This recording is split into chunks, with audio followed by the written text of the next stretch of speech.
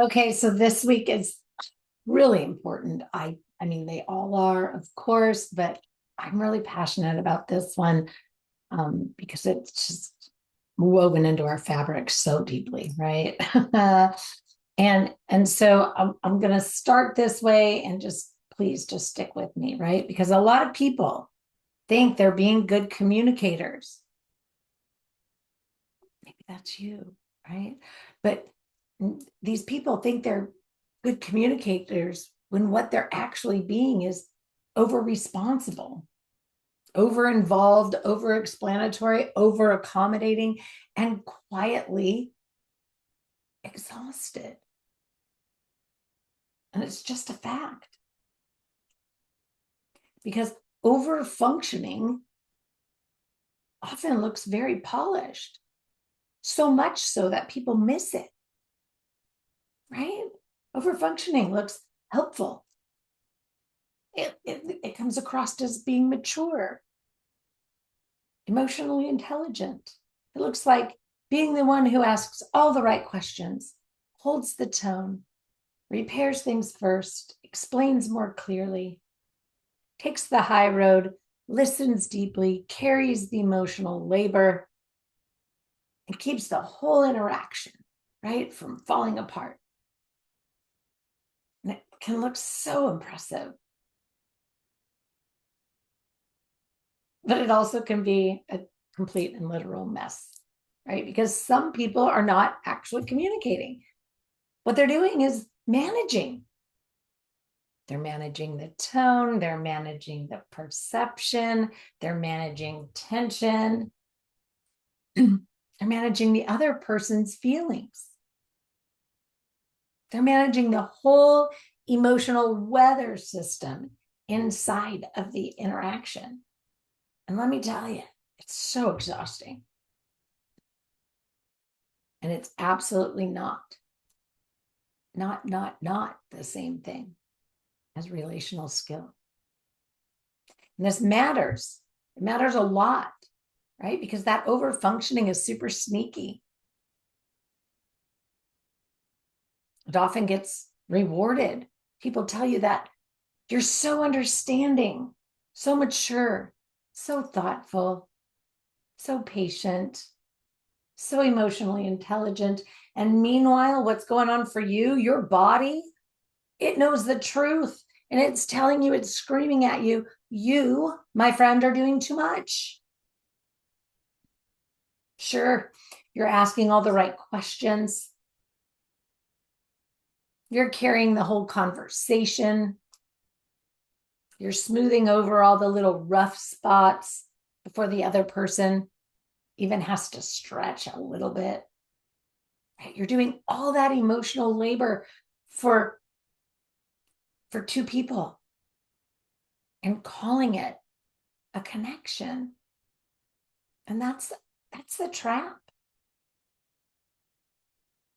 Because support turns into self-abandonment the moment you start doing the work for both parties. And if you don't know where that line is, your communication will keep costing you more than it should. This is where active listening, and I'm going to say that again, right? Because I want to put emphasis on the word active. Active listening becomes important, but you have to know how to do it, and it has to be clean. Because listening doesn't mean agreeing. Listening doesn't mean losing yourself. Listening doesn't mean becoming responsible for everything you hear. Listening means gathering information without handing away your own center. This means you can listen on 3 different levels. You can listen for what are they actually saying? What are they actually feeling? And what is this meaning to them? That's useful. Now, of course, it's your interpretation, but you get to say to yourself, I don't have to disappear in order to do it. A lot of people think that they're listening when they're actually just waiting for their turn to defend themselves. And a lot of other people think they're being good listeners when they're absorbing so much that they lose track of their own truth entirely. And so you have two different sides of the coin there, and neither one of them is clean communication. It's not clean, active listening. Mature listening sounds more like this, okay? What I hear you saying is, let me make sure I understand what I heard you say, right? It sounds like what mattered most to you was. That makes sense to me. And here's what I meant. I hear the impact, even if the intent was different. Do you hear the difference? There's less panic, less proving, less explaining your soul into the floor, less trying to drag the interaction into safety. There's more steadiness. And that's where influence starts to change.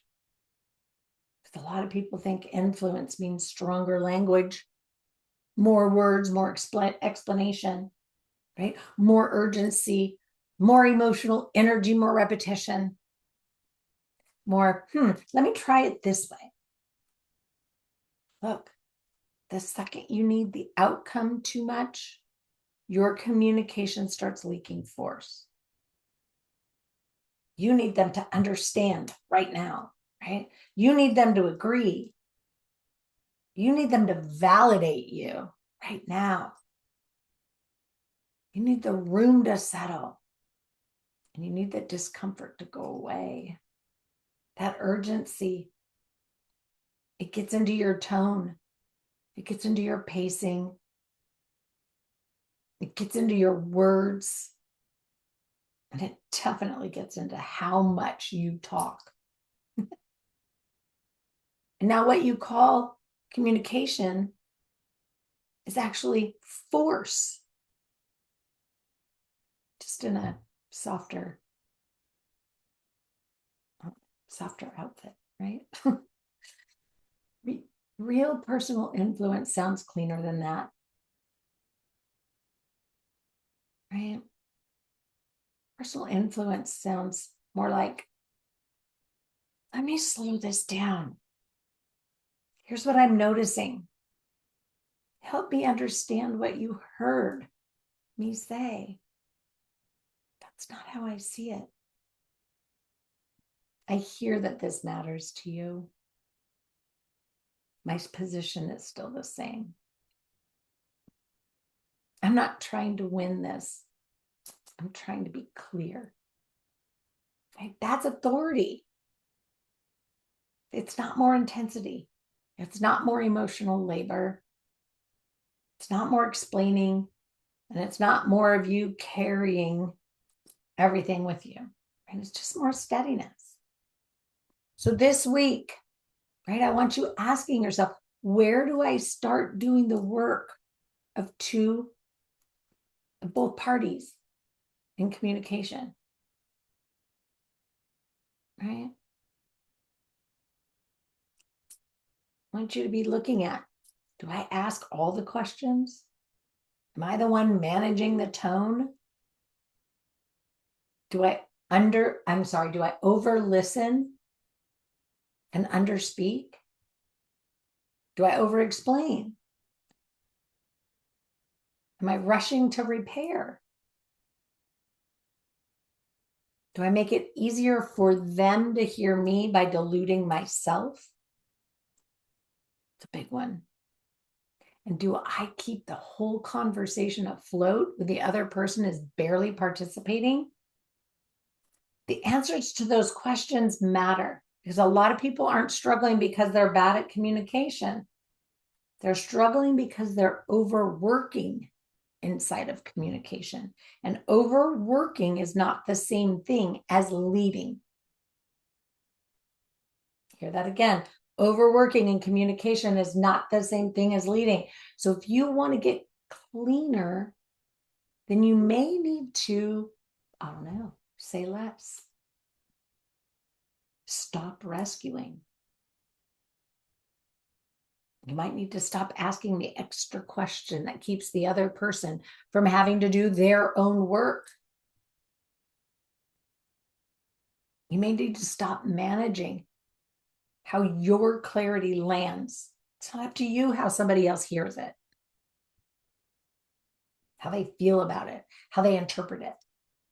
You may need to stop performing maturity in ways that keep costing you yourself.